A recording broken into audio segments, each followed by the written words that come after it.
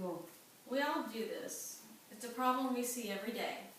At home, at work, at restaurants, even while driving in the car. Yes, we are addicted. We're addicted to our modern technology, our phones. Yet, they've improved our lives in many ways, but at the same time, they become many controllers of our lives. We tend to have an obsession where we're constantly looking down at them as we're driving. We want to see who gave us the latest text message. Maybe we're at the restaurant and all we're doing is looking up and down. We're addicted. We can't live without our phones. How many times have you left the house thinking, oh no, my phone, I forgot it? Well, that's a sign of bad things to come because it has caused problems along the way. Research has shown that there are many dangers associated with our little modern conveniences as iPads, phones, computers, and emails that we do on them, as well as texting and calling. We need to try and adopt an attitude that it can wait. I'm sure you've heard it on the radio and on TV, and there have been several campaigns out trying to promote the It Can Wait campaigns where we pledge that we'll resist texting and driving so that it'll be safer for you, for me, and everyone around us. It also helps students to help adopt this slogan at many schools. A lot of schools are taking up this campaign right now, that it can wait. My first point to cover is the dangers that are involved because research shows that there are many dangers behind the conveniences of our smartphones, our iPads, our droids, all of our electronics that we use today.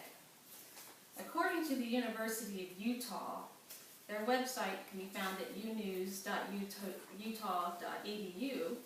It shows research that found that many psychologists, research such as Dr. Strayer and Drews, they discovered that a study in 2001 that handheld phones were no more distracting than non-handhelds. Hands-free and handheld were just as distracting. Neither one was of any benefit.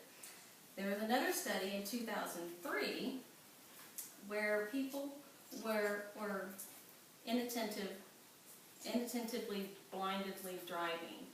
They would go down the road, a few seconds would pass, and they weren't looking at the road. And this made them impaired.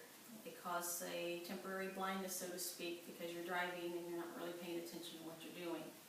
Thirdly, in 2005, there was a study found that young adults reacted just as slow as elderly people.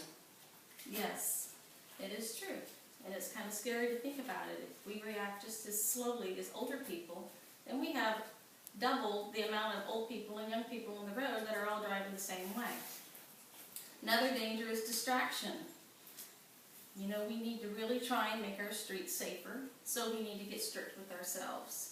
We need to resist the urge to constantly pick up our phone, especially while we're driving.